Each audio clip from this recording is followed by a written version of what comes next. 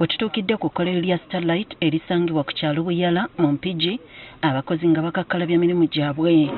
Eno ekola engatto z'ekigayaaza ezaakazibwako erya Niigiina.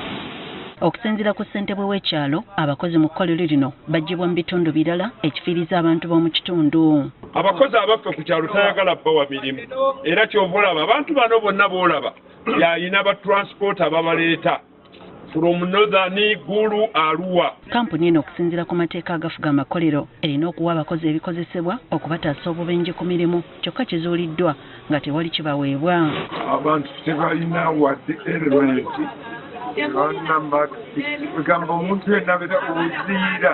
Kino kyaviirako n'abakozi abamu okutemwako engalo. Mashini kale nkadde weba okola n'omuntu ali silowe waliwo matiri akwatira mu mbeera ayo akamatiro ke nalingezaako okugyayo.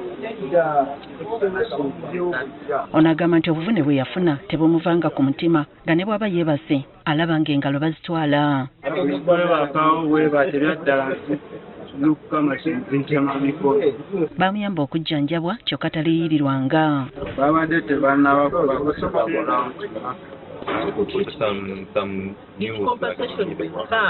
As the law says that if somebody is supposed to be compensated, you keep with him until you get the money to compensate him. Ekirala, bano basangiddwa basoza abakozi ng'ebikutiya n'ebipapula bya bokisi bye bakozesa okubaawula. Bibeeraveera bye byawula obuki obuliri bwabwe, ensula etali nnungi nnyo, era wengenda okusabira ebitongole ebirala ebirwanirira eddembe ly'abakozi nabyo okwongera okubeera nga batambula mu factories zino okulaba nga abakozi bakolera mu tteeka ng'eddembe lyabwe bwe lirambika. Ng'oggyeko ekyo abawala basulamu n'abalenzi ekiteeka obulamu bwabwe mu matigga. Omwana ono bw'ayambadde kugina emyaka omumasosyetinga ky'okusula n'ono nga basula mu environment y'emu. Abakozi ba wano tetumanyi oba balina latrini oba tebalina, kubanga buli wamu waliwo pupu.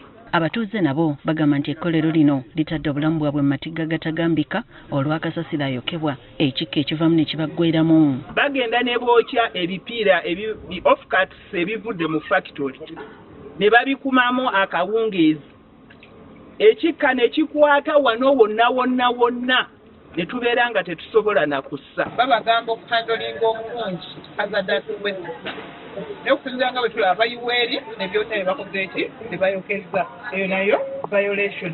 N'amazzi gonna mbu gakyafuwala olw'ebizzi ebiva mu kkolero lino. Nalina bizinesi yange gye nali nkola nagivaako kubanga abantu baŋŋamba ajja okuguza abantu abakola nkuguza kazambi terina muntu n'omu ayinza kugula bintu by'entunga. Toilet kyenkana tewakola ki tewali, ate nga we ziri kumpi nnyo ne abantu we bajja amazzi. Bino bizuuliddwa omubaka wa pulezidenti mu disitulikiti y'Empigi n'abakulu okuva mu Nnema babadde balambula ekkolero lino. Kati RDC Yahaya Katunze agambye nti bakutuula n'abakulu wamu n'abatwala kampuni eno okusalira ebizibu ebijja n'ekkolero lino amagezi. Tugenda kuddayo tufune meeting n'abakugu abalala nga ne bannannyini kampani bano mwebali okulaba nga tusalira ekizibu ekyo eddagala. Kizuuliddwa nga bo waliwo n'abaana abasangiddwa mu kampuni eno nga tebannaweza myaka 18 ekimenya amateeka. Twagala kukola wamu n'abatuuze